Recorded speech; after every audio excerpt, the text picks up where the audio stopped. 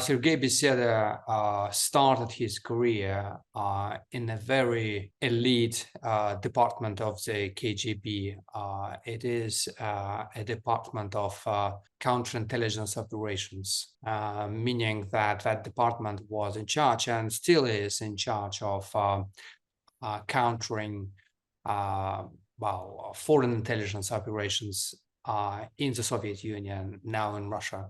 The thing about his particular section is that that section has been in charge of countering specifically the American intelligence, the CIA station in Moscow, so to speak. And what makes it even more sensitive is that this very department was also in charge, at least since the mid-1980s, for the relationship with the CIA, because there is this a channel of communication between, say, Russian intelligence agencies and American intelligence agencies. This department, because we knew and know quite a lot about Americans, because that was their job, they were also put in charge of talking to the Americans when it need to be there was some issue to discuss. Because of this background, he was moved to a now very infamous big part of the FSB, which is called the Fifth Service of the FSB, which is in charge of two things. One is to keep in power the regimes which are friendly to the Kremlin, and mostly on the territory of the former Soviet Union, which includes Ukraine. And also this department is in charge of communicating with the Americans. The interesting thing about his department and himself is that these people are not, say, they do not act as normal spies who are supposed to be secretive. These guys, because their main task and objective is to keep in power people close to and friendly to Putin, they're much more visible than the average FSB lot. And that is why sometimes they are acting as advisors, or they are prominently visible. Sometimes they make comments, or in case of Sergei Beseda in 2014, he went to Kiev to openly support and help the president of Ukraine back then, Viktor Yanukovych, to stay in power and advise him what to do about protesters on the streets of Kiev. And again, his briefs and his reports to the Kremlin were extremely optimistic, basically for two reasons. One is that we all know that Vladimir Putin had a very, and still has, a very strong opinion about Ukraine. So you, in a country like Russia, you do not want to to argue with the leader, with Vladimir Putin, about such a big topic. You don't want to find yourself in trouble. And the second reason was that Beseda sincerely believed in what he was saying to the president. It's mostly about the way people trained by the KGB see the world. They believe that normal people, they are weak. They don't have any ideology or any ideas. They could be easily corrupted. And that's what he was telling the Kremlin. Well, we have these problems in Russia. Many people are corrupt and weak. While the Ukrainians are not better, they're probably worse. And here you have a nationalism and imperialism playing out. So that was his message. The country is extremely weak. It could easily collapse. His background is with this department of the KGB in charge of counterintelligence operations.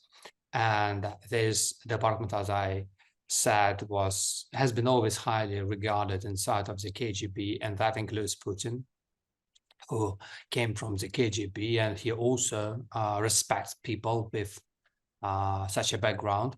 And the second is because Beseda had a brief period of time in the early 2000s when he was assigned to the administration of the president.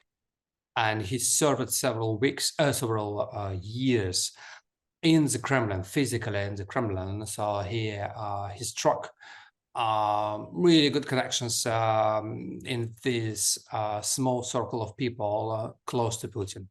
The invasion started, and we all know it went not really good for the Russian tanks. They didn't take Kiev in 3 days as we wanted. And a few weeks later, I started getting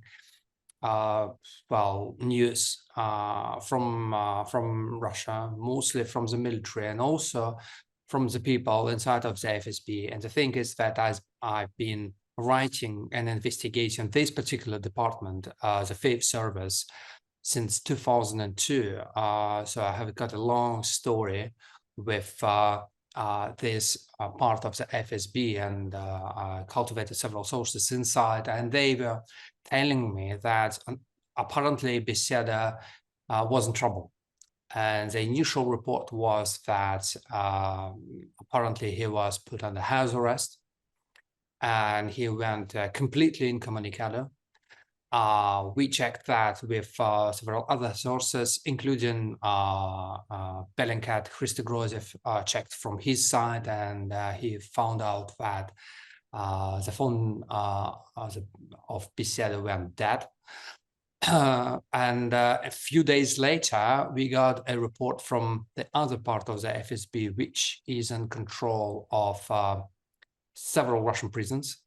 In Russia, the Ministry of Justice control most of the prisons, but there are several prisons which are under control of the FSB due to sensitivity. That's where you have people accused of high treason or terrorism held. And the most famous of these prisons is Lefortovo in Moscow. When I lived in Moscow, I used to live not very far from this prison. And it is extremely